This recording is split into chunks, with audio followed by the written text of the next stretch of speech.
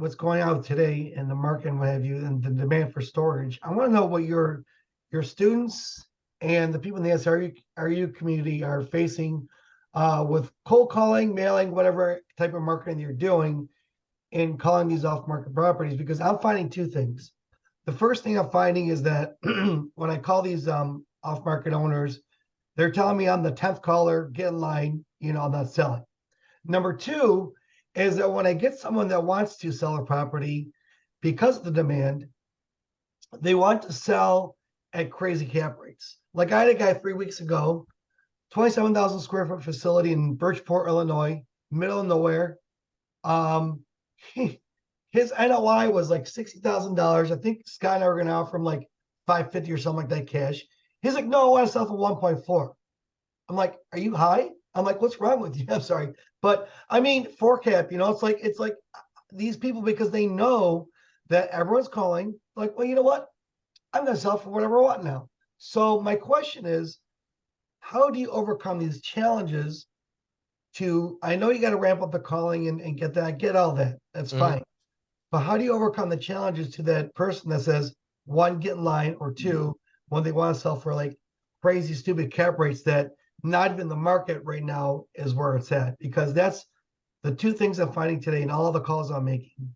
It's crazy. Yeah, it's a great question. The truth is, Gabe, you just answered your own question in that, like, what are you seeing, right? I think that's what many of my students are seeing as well. And there are a couple things I want to add to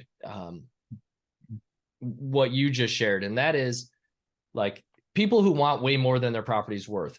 We can't really blame them, because for the last 3 years, there have been a lot of people paying owners way more than their property was worth. Like, I'll be the first to admit that of all the money I've made in storage in the last 12 years, I probably earned half to 3/4 of it. That's being generous. And the other half or quarter of it was just dumb luck. It's just, I rode a wave. Like, I got in and I rode the wave to the top. And we've been at the peak of a market, believe it or not, since 2017. They've been saying we've been at the peak and it's about to come down. It's about to come down. I truly think now, after we've come out of COVID, we're seeing the signs where the market is coming down. So we're actually, for the first time, entering what I believe is a buyer's market, where the buyer is ultimately got the stronger position over the seller. For the last several years, it's been a seller's market, no doubt about it. That's why I've been selling all my properties, because I could get more than they were worth, as far as, I would consider.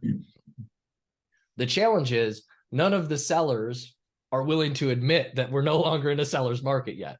There just hasn't been enough time. So the very unsatisfying answer, one of them that I'm going to give you, is patience is part of this. Like, we've got to, like any real estate, they're only going to sell when they feel enough pain, right? Is it Tony Robbins who said that change will happen when the pain of staying the same eclipses the pain of changing? They don't want to change necessarily until they feel a certain amount of pain. And though the market has turned, they may not be there yet. And so you might just have to wait. And that's where I think the most important answer I can give you is relationships matter. So believe me, and I know you've never asked a seller, are you high? I know you wouldn't do that. And I want to point out for anybody else that our success depends on helping other people succeed. So this guy wants to sell his property. Now, he is high and he wants to sell it for way, way more than he ever will be able to. But if we want to help him succeed, part of that might be helping him come to understand what his property is worth, what it could be worth. The truth is, we might need to help him.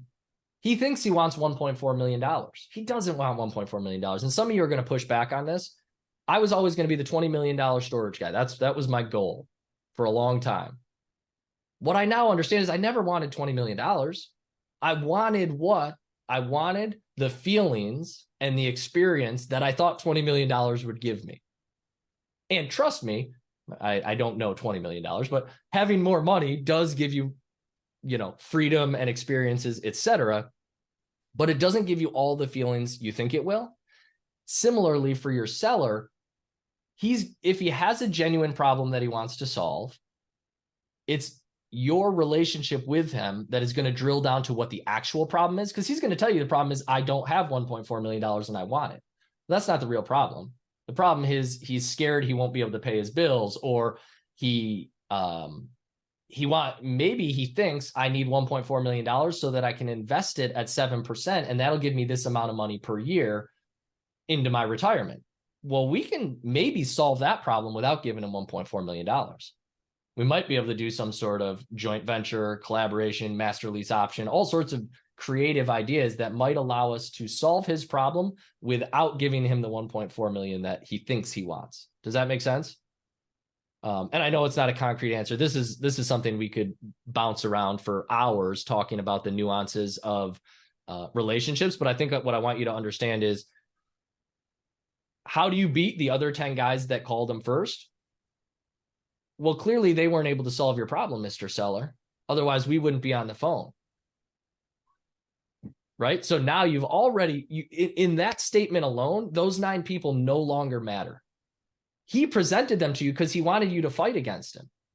And you just immediately neutralized that, took all the power out of that idea by saying, well, you would have sold to them if they could have solved your problem. So why are you talking to me? Well, they wouldn't pay me 1.4.